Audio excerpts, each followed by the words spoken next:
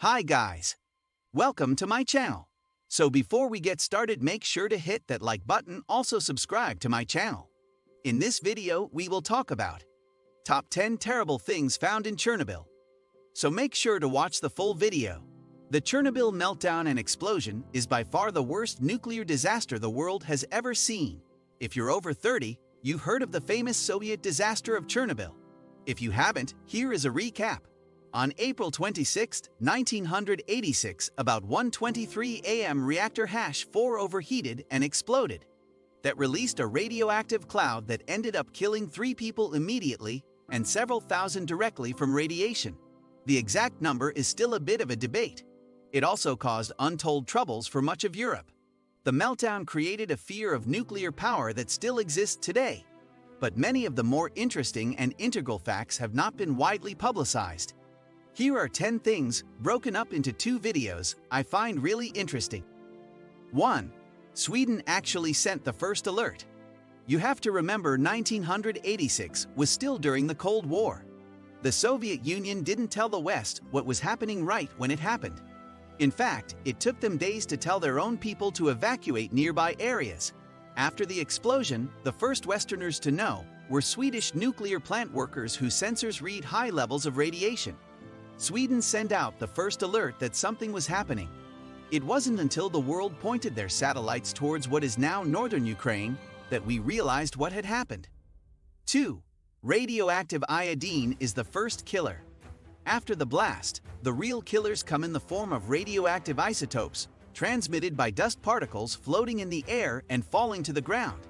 Radioactive iodine is one of the most dangerous because it can quickly be accumulated in the thyroid gland, leading to thyroid cancer and death. If you have enough natural iodine stored in your thyroid, then radioactive iodine won't accumulate. But if people are starved of natural iodine, like those who live in areas of iodine-poor soils, they are particularly at risk. This is why relief efforts begin by giving iodine pills to people in affected areas, trying to prevent accumulation of radioactive iodine in their bodies. Fortunately, iodine-131 has a half-life of only 8 days, so the threat does not pose a long-term problem. 3. Strontium-90 and cesium-137 are the long-term killers. Probably the most serious threat is cesium-137 and strontium-90. They have half-lives of 30 and 28 years respectively. The real threat with these two is in their ingestion. Strontium-90 follows calcium chemistry, so that it is readily incorporated into the bones and teeth, particularly of young children who have received milk from cows consuming contaminated forage.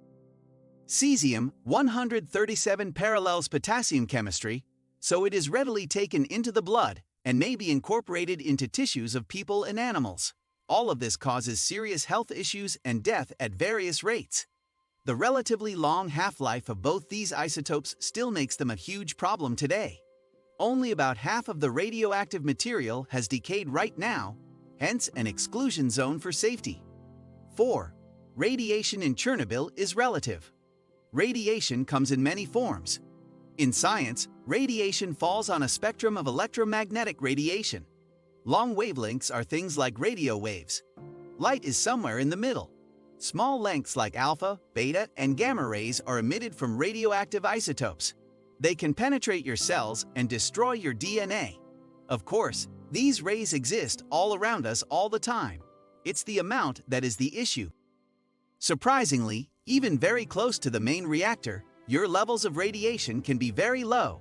In fact, standing in the parking lot looking at the melted-down reactor gave us dosimeter readings similar to flying high in an airplane over the poles.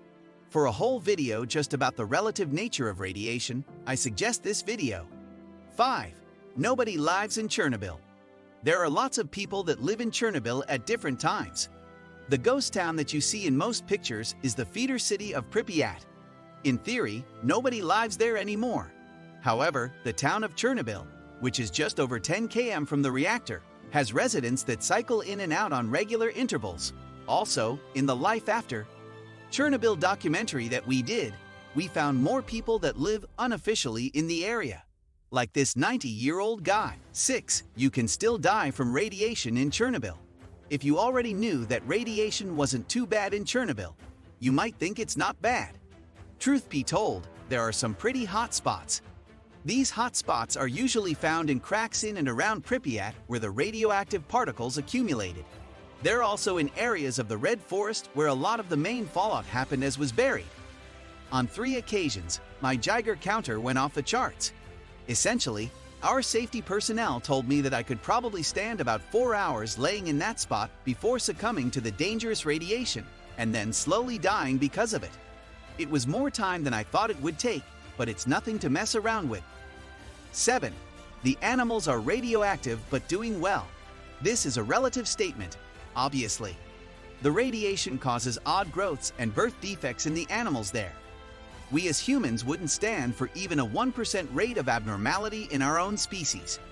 Yet for the animals here, this seems a small price to pay for living a place that is relatively free of humans. The sad truth is that the human presence is probably the biggest problem for most animals to survive. 8. The Wormwood Star Prophecy. In the book of Revelations, an angel predicted a giant star. A wormwood star would bring on doomsday, more or less. That's the gist. Well, guess what the name for the wormwood plant is in this region? It's none other than Chernobyl, whose namesake later became the name of the town that fed the power plant. Seem ominous? Yes, it is. Finding the wormwood plants there were one of my main goals. 9. You can actually visit Chernobyl. While we were the first crew with Animal Planet to be given access to this wide array of the exclusion zone to study and film within, you can actually visit it as a tourist or go as a scientist. I didn't pass any American tourists, but there were 1 or 2 van loads of Polish visitors coming to see it. Clearly there are ways to see it if you want to be adventurous. From my experience, I'd highly recommend it. It will open your eyes to even more truths about nuclear energy. Just be careful. I don't think the guides generally let you know about the potential dangers.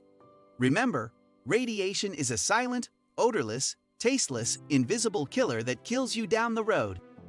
10. Chernobyl is an amazing experiment. It's hard for most people to see any silver lining in a nuclear disaster. However, while you'd never be able to subject animals or humans to these levels of radiation in a designed experiment, you can study the effects of the animals here and compare them to those outside the zone. This was a large part of the topics we discussed in the Chernobyl documentary. I won't spoil it all though. Go check it out and see some of what we did. What do you think of our video? Let me know in the comment section below.